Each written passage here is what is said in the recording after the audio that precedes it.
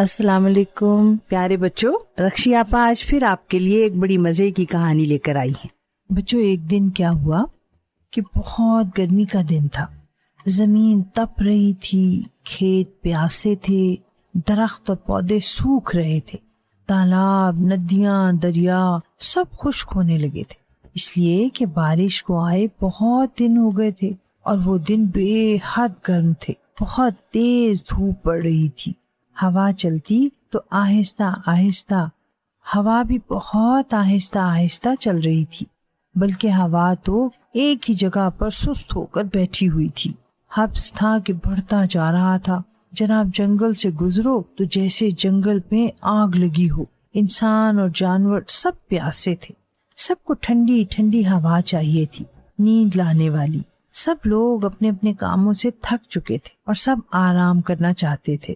سو بچوں، کیا ہوا کہ اس گرمی میں کسانوں نے دعا مانگنی شروع کی اور اللہ تعالیٰ سے کہا کہ اب بہت حد ہو چکی، گرمی سے تمام لوگ مرنے پر آ گئے، اور جناب سب نے آسمان کی طرف آنکھیں لگا لی کہ کب بارش ہو اور کب یہ گرمی ختم ہو۔ سو بچوں، اکرم نے اونچی اونچی آوازیں لگانی شروع کر دی، سمندر تم کہاں ہو، سمندر تم کہاں ہو۔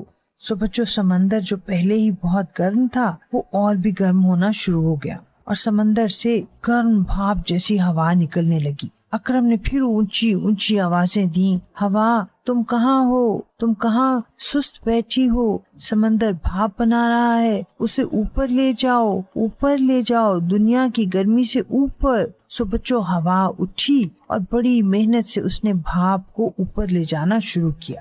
اوپر جا کر بھاپ کو سردی لگی اور اس کی ساری گرمی ٹھنڈے ٹھنڈے پانی کے قطروں میں بدلنے لگی، اور جناب ساری بھاپ ہوا کے ساتھ بادلوں کی شکل میں ڈھل گئی، اور ایک دم سے سب نے زمین کے اوپر دیکھا، ارے دیکھو بادل آ رہے ہیں، وہ دیکھو بادل آ رہے ہیں۔ سو بچوں، سارا گاؤں، سب لوگ خوشیاں منانے لگے۔ رک جاؤ پیارے بادلوں، رک جاؤ، پہلے ہماری پیاس بجھاؤ، پہلے ہماری پیاس بجھاؤ، ہم بہت پیاسے ہیں۔ آسمان پر بادل لوگوں کو خوش دیکھ کر خود بھی خوشی سے قہقہے لگانے لگے اور زور زور سے آوازیں آنے لگیں، گڑ گڑ گڑ۔ سب کو بادلوں کے قہقہے سن کر تھوڑا تھوڑا ڈر بھی لگ رہا تھا، لیکن بارش کی خوشی میں سب لوگ ان آوازوں کو برداشت کر رہے تھے۔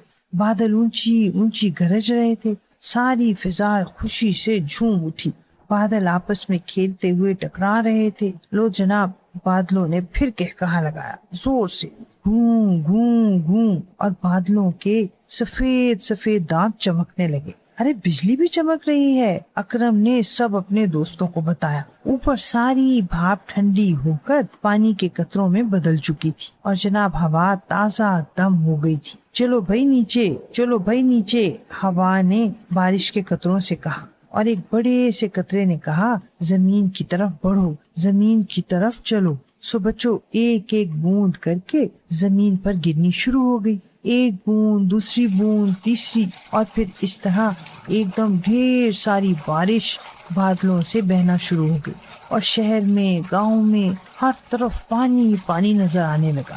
جنگل میں پرندے خوشی سے بولنے، درخت جھومنے لگے، زمین والوں کی پیاس بجھنے لگی، اور جناب انہیں بہت سکون ملنے لگا۔